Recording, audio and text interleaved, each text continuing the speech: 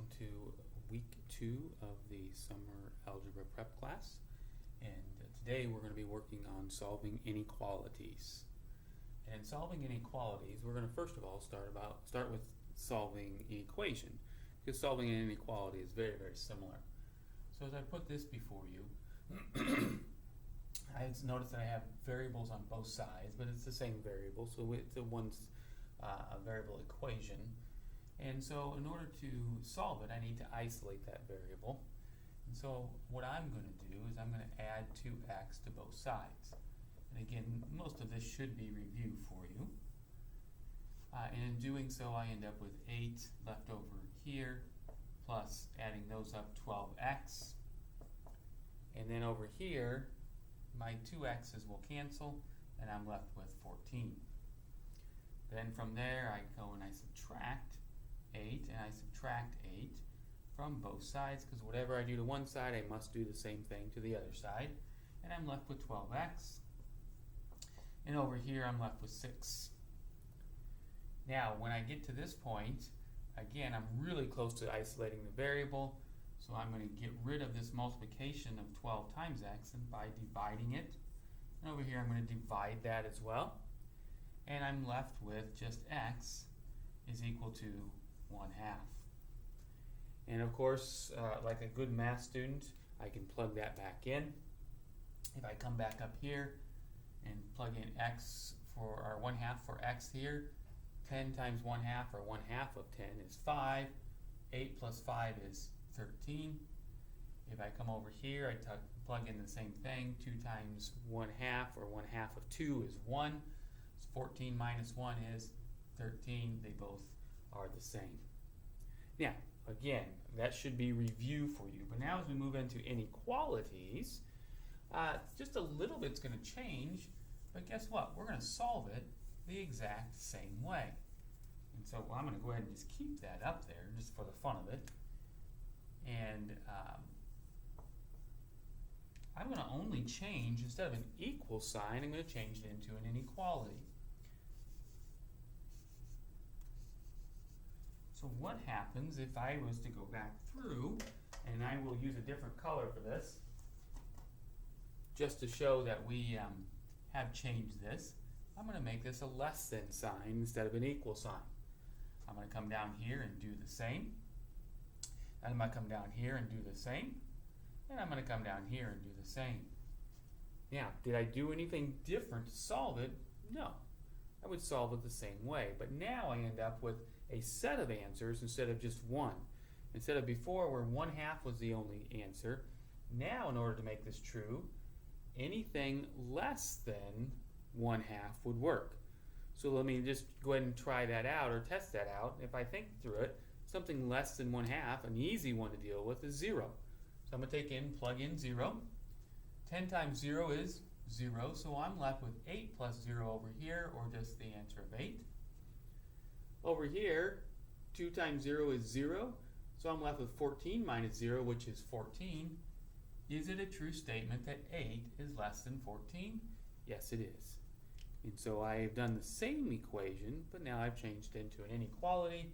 And then from there, what I would do is I would make a small graph, a line graph, and down here I'm just going to plot the point 1/2. And since it's not an equal to, it's just a less than, means that 1/2 actually can no longer work, because it would end up with being equal and not, instead of one being, or this side being less than that side. So that means that I would put a circle at 1/2, and I know that my answers can be anything less than 1/2, so I would put a line going that way, showing that anything less than 1/2 could work, but 1/2 or anything greater does not. So let's try that again with a new equation, or new inequality, and see how that works. And again, if I spoke too fast for you or went too fast, you can always stop, pause the video, and rewind and try it again. So this time, let's try something a little bit tougher. And again, if we approach it such as it's an equation, we should be able to figure it out. So we have 9x minus 6 plus 6x. In this case, we're going to go greater than or equal to, and then we have 3 times 5x minus 2. We've got a little bit of distributive property work, and we should be able to handle that at this level especially. So, in order to begin this one, just like in an equation, I'm going to have to combine terms. So I've got 9x and a positive 6x, that's going to give me 15x. And I'm going to keep the minus 6 there, greater than or equal to. I'm going to distribute, and that's going to give me 15x. And this is going to give me minus 6. Now, before I begin anything else, do you notice anything odd or interesting about this one? What do I have over here? 15x minus 6. What do I have over here? 15x minus 6. Are they both equal? They're both equal. When this situation happens, all I can think of is if I wanted to go through and cancel this all out, guess what's going to happen? I'm going to add and I'm going to add and subtract, and all of a sudden I'm left with 0 is greater than or equal to 0. What that means in a situation like that is that it doesn't matter what I plug in over here. If I plug the same thing in for x over there, guess what? They're both going to equal the same thing, no matter what. So if I plug in 10 here, that'd be 150 minus 6 is 144. If I come over here, 150 minus 6 is 144. So no matter what I do, it's going to work, and we call that the solution of all real numbers. In other words, basically, anything can work in that type of situation. So when my answers on both sides zero out, that's a good thing. Okay? So let's try that again. Let's try another equation.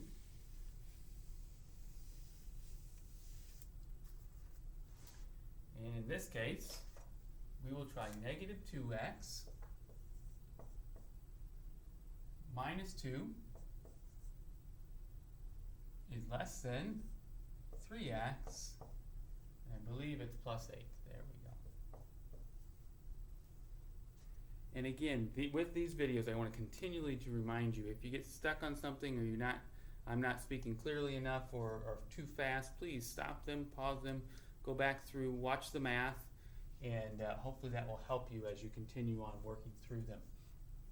In this case, just like solving an equation, I'm going to isolate the variables. So what I'm going to do in this one is I'm actually going to subtract 3x from both sides.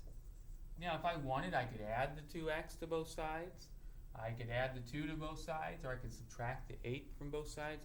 I can start anywhere I want on this inequality, and every single time it will give me the same answer. So if I come through this one, I end up with negative 5x minus 2 is less than, those obviously cancel, and I'm left with 8.